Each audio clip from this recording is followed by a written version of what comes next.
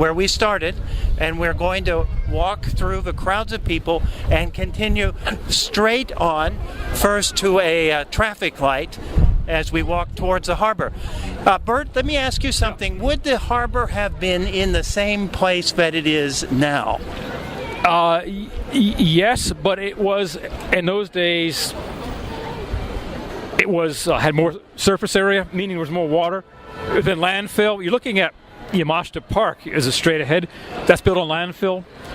Landfill from the earth, following the earthquake of 23, the buildings were swept into the sea, and they brought fill from elsewhere, filled in the area in front of what was called the Bund to create the park. So it's the same place. Actually, where we're going was actually very close to the French, what they call the French jetties.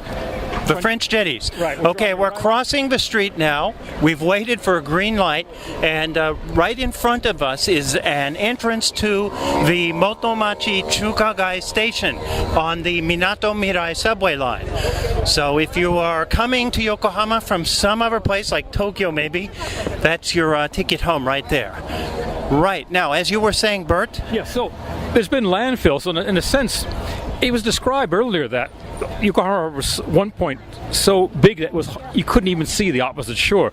It's no longer true today. You have landfill on this side and a lot of infrastructure built on landfill on the other side. So if where we're heading to is all landfill that was created after the great earthquake of 1923, where was the actual sea? How close did it come? Oh, and by the way, we're crossing a street again, and this is Media, a department store on our right. Mm-hmm. Okay, yes, that's Meiji on our right. So your question again? Yeah, where did the water come to? Right now we can see ships in the harbor and we can see some water, but... The water would have been to what's called Yamashita Koendori, which is the second road past the road we're approaching. In other words, it's the last road before the harbor is the old water line. So the old water line really is coterminous with the new park. That's correct. So basically what happened was... Okay, we're stopping here at the corner and we're going to cross to the left. You're crossing to the left.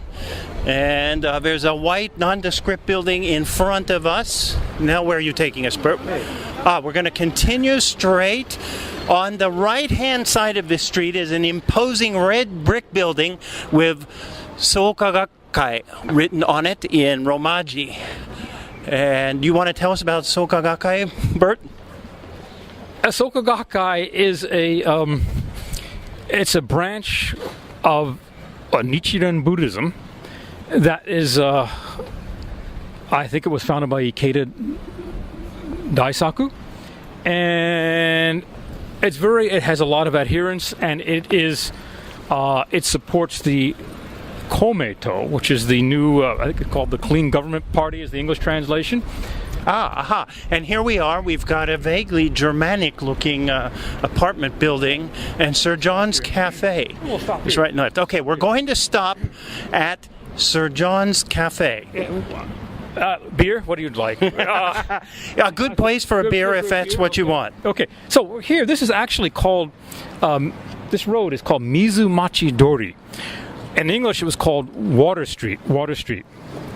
And Water Street was actually the road in from the first road landward from the Bund. Okay, so the Bund was actually along the coast. Yes, our guide here is telling us to repeat that what I've already said, which is we are stopped in front of Sir John's Cafe, which, in spite of a name, is a good place for beer. Right. Okay, so Mizumachi Dori in English is called Water Street. It was the first road inland from the Bund. Where the Bund was, as he just described, was the road, the esplanade, the road along the harbor itself. This is Mizumachi Dori.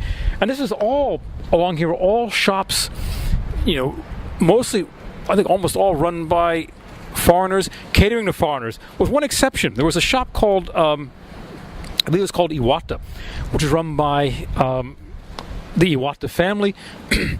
And their son, actually, is the next person I can introduce. His name is Shishi Bunroku. Shishi Bunroku was born in 1893, and he died in 1969.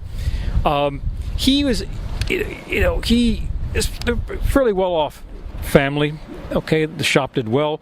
The thing was, they were all foreigners here, and he was the only, basically, he come often to the shop to play, be the only Japanese child here. Shishi Bunroku is known for his kind of light literature, humorous books, but he's one of a group of authors of Yokohama, native Yokohamans, okay, who became writers. He didn't really, unlike some other writers born here, he didn't particularly suffer. He went on and got a good university education, went over to France, studied over there. Married a French woman, I believe. I believe that's correct. And he came back, and once again, he was successful. I don't think he lived in Yokohama again, but he still considered it his hometown. And a lot of his novels were set in Yokohama. He has a trilogy, what he calls his defeat novels after the war. For example, the novel Yosamosa, he describes the Kaiin-kaku, which is a very famous restaurant in Chinatown. He describes that in his novel. So a lot of local description. But, I wouldn't, emphasis on his light literature. What I find him interesting, to me, of value is his descriptions of his memoirs, the descriptions of growing up in Yokohama. Those I find, are of infinite value. For example, I was saying earlier, he lived here. He's only, this is the end. Actually, calls it the. He calls it the foreign settlement, which is true. But actually, he's born in 1893, so actually, the foreign settlement is disestablished 5 or 6 years later. So he grows up here. All right, he visits the shop, and for example, one day he met a foreign boy about his age, 10 years old, and this boy had became friends, and the boy had a mallet of something like a mallet, a kanzuki he calls it, and he had a ball made of wood.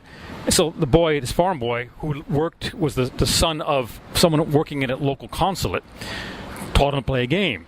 It was only later when Shishi Bunroku, as an adult, realized that what he'd been taught was cricket. So I assume it was probably the son of someone working at the British consulate here. He learned to play cricket. Only years later did he learn what that game was. Also, looking back, he made the observation that he didn't know any English, and the Japanese, presumably British boy, didn't know any Japanese. But he remembers that they had no problem communicating. The international language of cricket.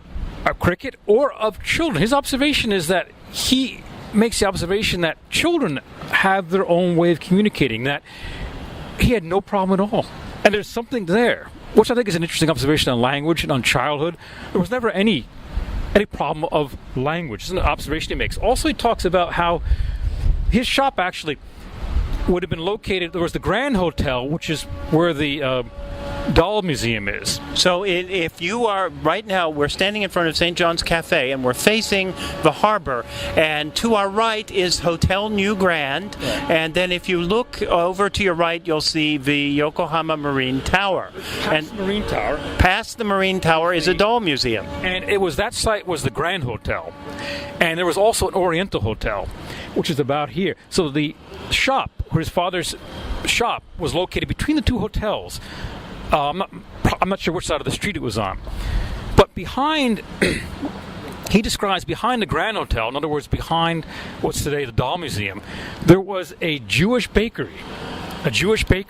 So there was a Jewish community in Yokohama, much as there was in Kobe, I take it. Oh, I believe so. There were Russians and there were Germans, and I presume some of them were Jewish. I don't know whether there was a synagogue. I'm not sure, but there was what he describes as a Jewish bakery, and she was brought there by the clerk of his father's shop. Took him to the bakery, and the white-haired elderly proprietor would tie a big napkin around Shishi Bunroku, okay, and he fed him a what did he feed him? Oh, a knishes, right? No. a cream puff. And actually, it was the Yeah, it's the first cream puff that Shishi Bunroku ever ate. And it reminds me, if you ever read, it reminds me of Garcia Marquez's, 100 Years of Solitude. I believe it's that book where his father brought him to discover ice. The clerk takes Shishi Bunroku to discover, cream puffs. Cream puffs. And Shishi Bunroku was he described it as, he said the Japanese word, I think it was Shinten Dochi Teki, which means it moved the world for him. The heavens and earth moved when he ate this cream puff. My goodness, give me one of those cream puffs. And yeah, he was on. He said he felt as if heaven and earth had moved. So anyway, he went on to become very much of a gourmet. He wrote a lot about food. But to me, it's those descriptions of the early Yokohama that make his writing valuable. I haven't read his novels. I don't think I ever will. Well, I've heard of the giant tomato that ate Cleveland, but this is the cream puff of Yokohama. It's amazing. The cream puff that shook the world.